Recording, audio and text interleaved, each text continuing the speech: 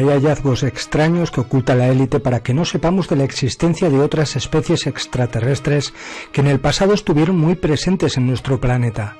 Descubrimientos realizados por arqueólogos independientes que luego fueron callados y sus hallazgos fueron desacreditados y catalogados como fraudes o invenciones de cuatro locos, pero los hallazgos han sido realizados por todo el planeta.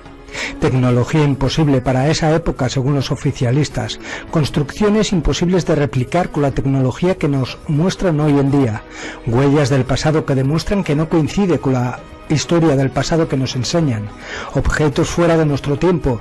Dentro de estos hallazgos están los cuerpos de seres que según su morfología no se corresponden con ninguna especie que nos hayan mostrado, cráneos, esqueletos, momias, etc.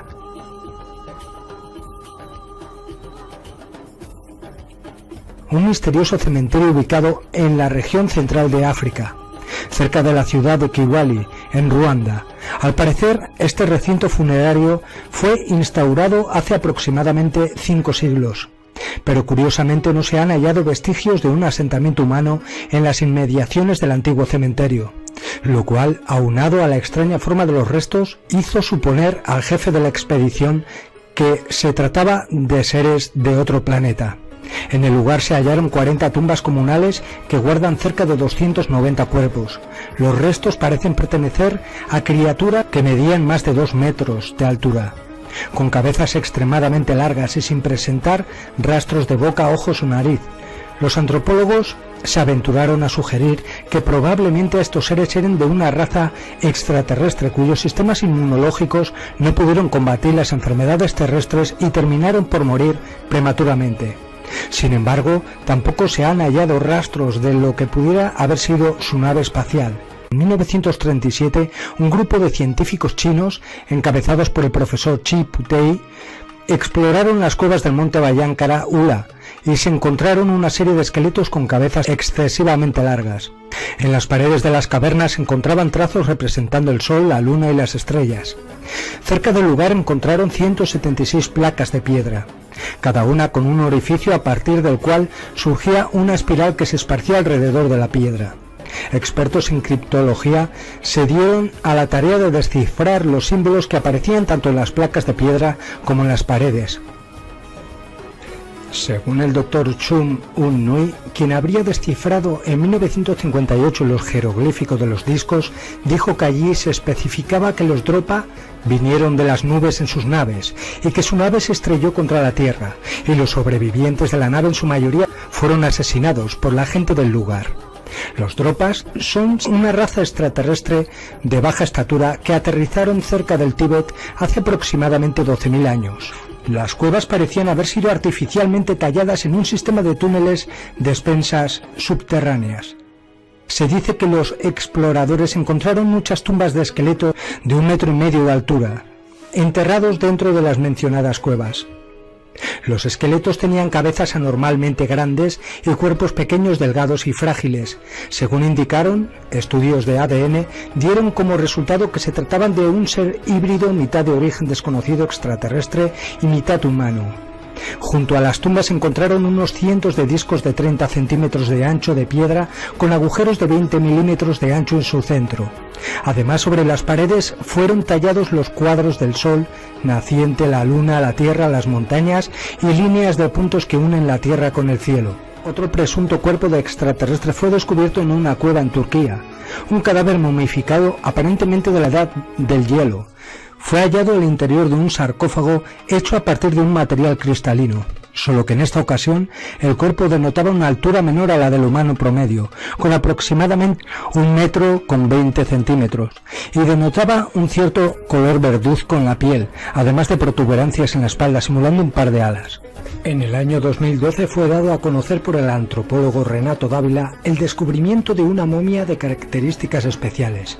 La momia fue encontrada en una cueva funeraria en la cima de la montaña llamada Viracocha, en Cuzco, Perú, que según se sabe servía de adoración al dios Viracocha, un personaje que según cuentan los historiadores fue el creador de la tierra y originó la creación del majestuoso imperio incaico en Cuzco, Sudamérica. El dios Viracocha poseía poderes extraordinarios y, según los cronistas, tanto su piel como su estatura y demás detalles físicos no coincidían en lo más mínimo con los lugareños de los Andes peruanos. La momia, en referencia a quien se le puso el nombre de Huayqui, que significa hermano en idioma quechua, tiene un tamaño de 50 centímetros de altura. Muestra en su estructura ósea y física rasgos no comunes con los habitantes de esa área del Perú. Huayqui tiene las cavidades oculares demasiado grandes, cabeza grande en proporción al total de su cuerpo y además tiene una deformación craneal que, según Dávila, no corresponde a entablillados que fuerzan dicha deformación. No presenta tabique nasal, en la mandíbula presenta unas pequeñas protuberancias como aletas. Además presenta una fontanela en la cabeza propia de bebés, pero sus dentaduras son de un adulto. Esto ha hecho pensar a muchas personas alrededor del planeta, así como a su descubridor, de que Huayqui se trataría de un ser extraterrestre y que por alguna circunstancia especial fue enterrado de una manera muy singular en la cima de la enigmática montaña llamada, curiosamente, Viracochan. Hablando de cráneos anormalmente alargados y de gran tamaño, tenemos los cráneos de Paracas y de otras partes del planeta. Paracas es una península desértica situada en la provincia de Pisco, en la costa sur de Perú. Es aquí donde el arqueólogo peruano Julio Tello realizó un asombroso descubrimiento en el año 1928. Una enorme y elaborada necrópolis que albergaba tumbas repletas con los restos de individuos que presentaban los cráneos elongados de mayor tamaño hallados jamás en todo el planeta. Estos cráneos han acabado siendo conocidos como los cráneos de Paracas. En total, Tello encontró más de 300 de estos cráneos elongados, algunos de los cuales se remontan a hace unos 3000 años.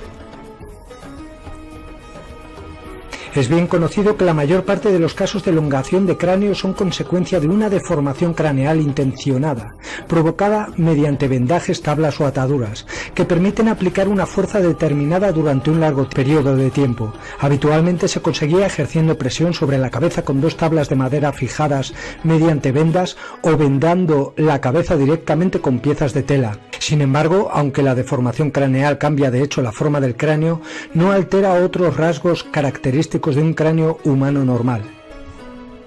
El investigador Marzulli describe los cráneos de Paracas como diferentes a los cráneos humanos habituales y dice lo siguiente: existe la posibilidad de que se les hayan aplicado tablas desde la cuna, pero la razón por la que no creo que fuera así es que la posición del foramen magnum está retrasada hacia la parte posterior del cráneo. Un foramen magnum normal se encontraría más cerca de la línea de la mandíbula. Marzulli explica que un arqueólogo ya ha escrito un artículo sobre su estudio acerca de la posición del foramen en más de 1000 cráneos. Sostiene que en los cráneos de Paracas la posición del foramen magnum es completamente diferente de la de un ser humano normal y también es más pequeño, lo que refuerza nuestra teoría de que no hubo entablamiento del cráneo en la cuna, sino que es genético. Por otro lado, Marzulli describe también cómo algunos de los cráneos de Paracas presentan un arco cigomático, huesos de los pómulos muy pronunciado, cavidades oculares diferentes de las habituales y carecen de sutura sagital, el tejido conectivo que une las dos paralelas del cráneo. En un cráneo humano normal debería haber una sutura que parte desde la placa frontal, claramente visible por encima de la bóveda craneal que separa las placas parietales, y conectando con la placa occipital en su parte posterior, afirma Marzulli.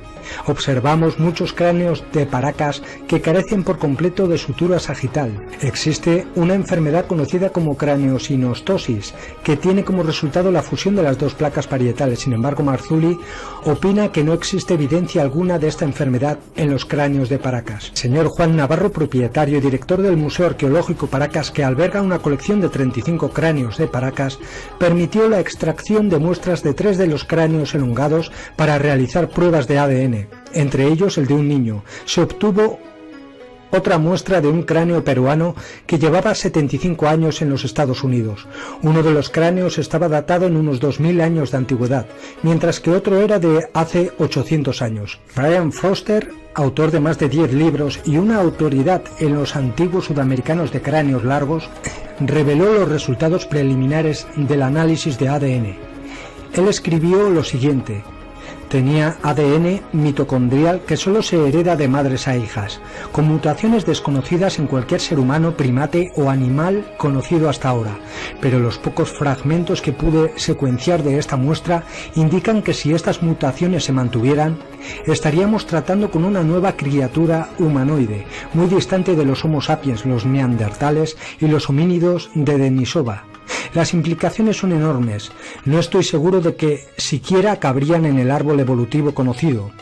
Agregó que si los individuos de Paracas fueron tan biológicamente diferentes, no habrían sido capaces de procrear descendencia con los humanos o híbridos. De la misma forma que en los yacimientos de las culturas precolombinas se han encontrado cráneos anómalos, en la antigua cultura egipcia uno de los más grandes faraones, Akenatón, es representado con una cabeza extrañamente alargada. Los antiguos faraones de Egipto decían proceder del linaje directo de los dioses. De la misma forma que Akenatón, su esposa Nefertiti tenía un cráneo extraño alargado, fruto de su especial herencia genética. Además, el faraón poseía otra característica anómala: tenía un cuerpo extrañamente afeminado. Los científicos no pueden explicar estas características físicas, así que intentan encajar a Akenatón en un síndrome denominado de Marfan. Dicho síndrome produce alargamiento de las facciones y del cráneo, rasgos femeninos y una clara infertilidad. Pero es bien sabido que el faraón tuvo por lo menos una docena de hijas, y aquí es donde no encaja la historia oficial. Esto es lo que ocurre cuando comparamos uno de los cráneos de los yacimientos precolombinos y una estatua del cráneo de Nefertiti, madre de la estirpe real faraónica, descendiente directa de los dioses. Las formas encajan y las evidencias también. Una vez más sería interesante pasar por encima de las mentiras oficiales, de la historia y los mitos que nos han vendido y realizar análisis de ADN a estos cráneos y a las momias de esta estirpe faraónica. Si algún laboratorio tuviera la valentía de realizar los análisis, probablemente los resultados superarían nuestras expectativas y demolería los dogmas históricos imperantes, abriendo paso a un nuevo planteamiento sobre nuestros orígenes.